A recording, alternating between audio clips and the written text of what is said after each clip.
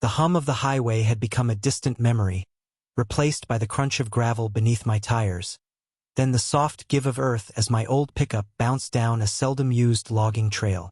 My phone, a useless brick in the cup holder, hadn't seen a bar of service in over an hour. Perfect.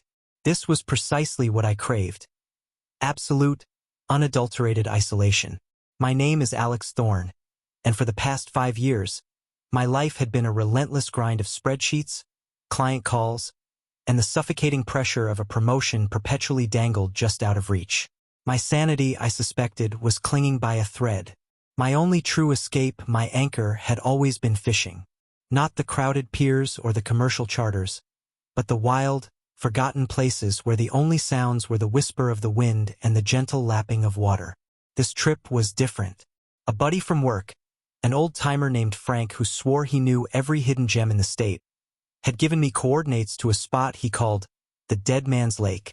He'd warned me it was a beast to get to, an ancient glacial tarn nestled deep within the Pine Barrens, supposedly teeming with monster bass and pike. His eyes had held a strange glint when he described it, a mix of reverence and something else, something I couldn't quite decipher. "Just don't go poking around after dark, son," he'd said with a low chuckle. "And don't let the stillness fool you. That place has teeth." I dismissed it as old man's bluster. The trail finally gave way to a small, almost invisible clearing, barely enough space for my truck. Beyond it, through a screen of impossibly tall, gnarled pines, shimmered the lake. It wasn't large, more of a pond really, but its surface was eerily still, reflecting the emerald canopy of the surrounding forest with perfect clarity. The water was a deep, almost inky black, hinting at unfathomable depths. No sign of human presence. No beer cans, no discarded fishing line, no campfire rings.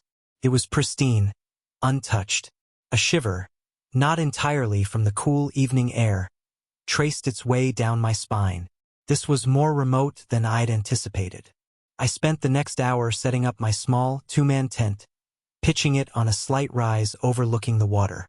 The silence was profound, broken only by the rustle of leaves in a non-existent breeze and the occasional splash of a fish jumping. A good omen, I told myself. A quick dinner of dried rations, and then I sat by the shore, watching the twilight deepen. The stars, unobscured by city lights, blazed with an intensity one rarely saw. It was beautiful, truly breathtaking. Yet that initial shiver hadn't quite left. There was an oppressive stillness to this place, a quiet that felt less like peace and more like holding its breath. The first full day dawned crisp and cool. Anticipation thrumming in my veins, I rigged my favorite rod, a medium-heavy spinning setup, and tied on a weedless frog lure. I cast towards a patch of lily pads near a fallen log. Splat. The lure landed perfectly. I twitched it. Boom! A violent strike. My drag screamed. This wasn't just a base.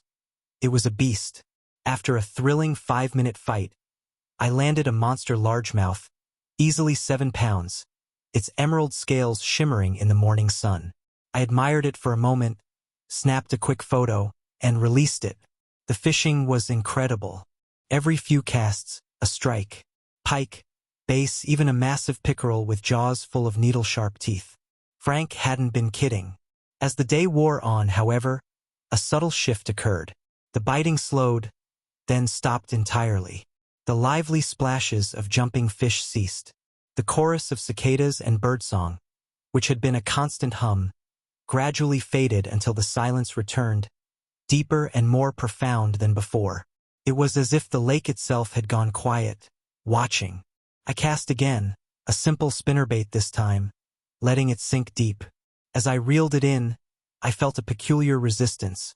Not a snag, but a heavy, dragging pull. I tugged harder, expecting a log, but it felt pliable. When it finally broke the surface, my blood ran cold. It wasn't a fish. It was a fragment of something.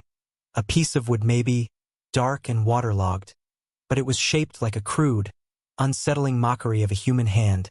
Fingers fused together, thumb unnaturally long. It was old, smooth with decay, and for a terrifying moment, it seemed to pulse faintly in my grip. I dropped it as if burned, watching it sink back into the inky depths. My heart hammered against my ribs. What the hell was that? An old root? Some twisted piece of driftwood? My rational mind scrambled for an explanation, but my gut screamed no. I packed up my gear. The joy of the morning's catches entirely evaporated. The silent trees seemed to lean in. The stillness of the water felt menacing. I tried to shake it off, blaming fatigue and an overactive imagination, but the image of that thing wouldn't leave my mind. That night, sleep refused to come easily. Every rustle of leaves, every groan of the wind-swept pines, sounded amplified, distorted. I kept hearing splashes from the lake, but they weren't the energetic leaps of fish.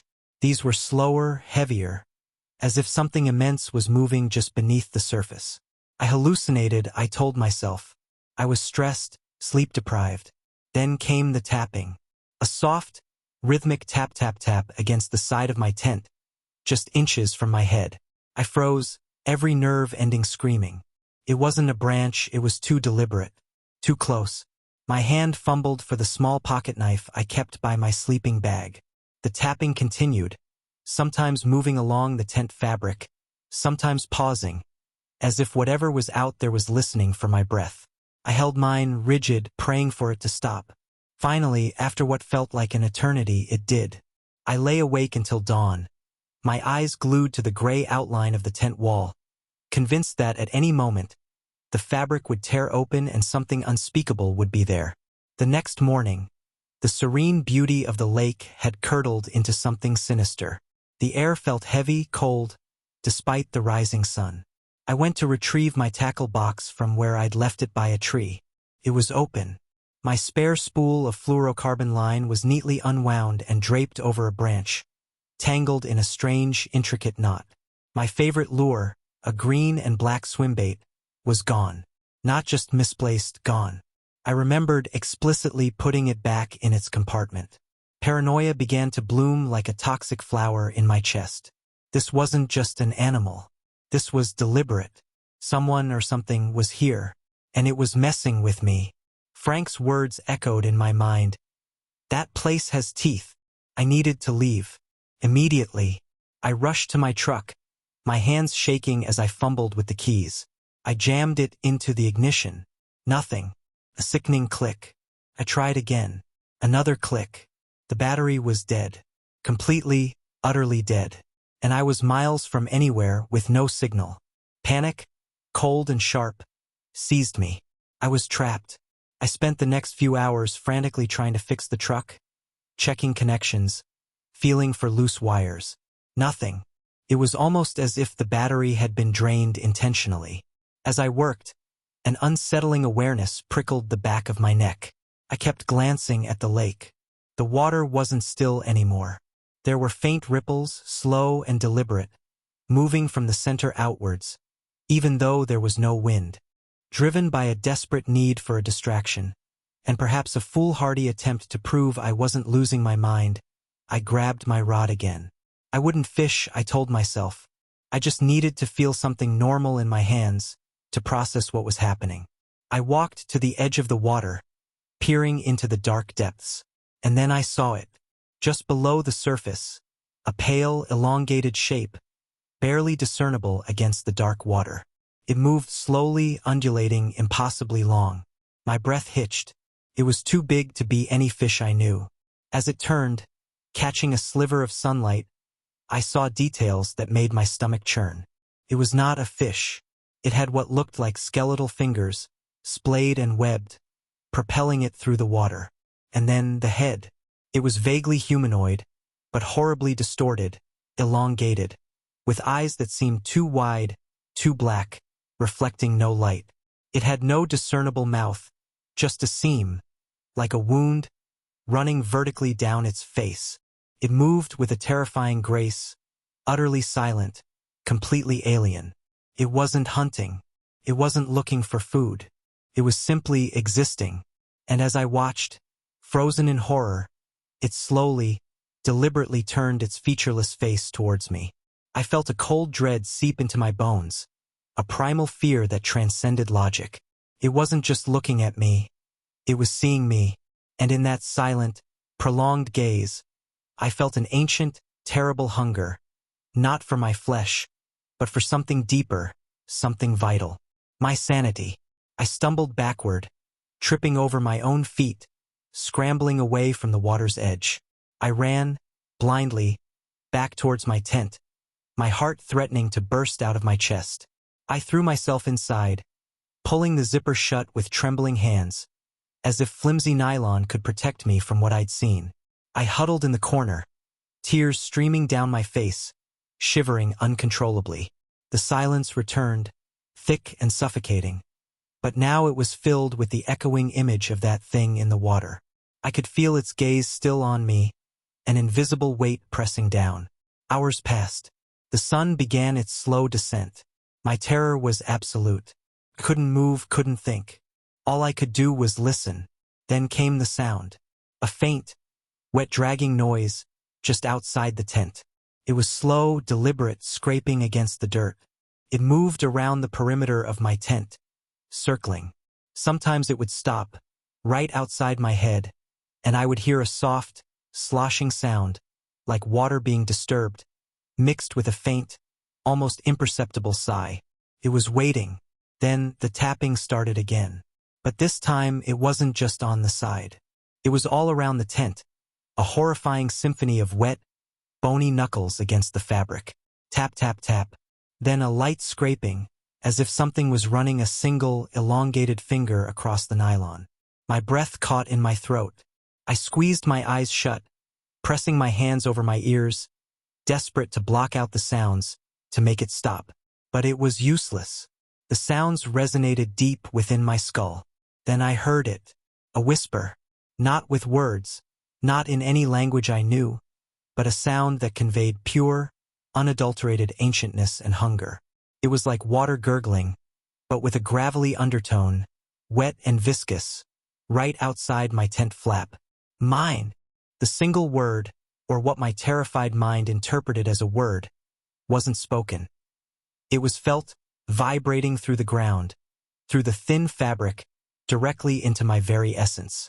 It was accompanied by a rank smell, damp earth, decaying fish, and something else, something metallic and sharp, like old blood. Just as I thought my heart would give out, the tent fabric near my feet began to press inwards.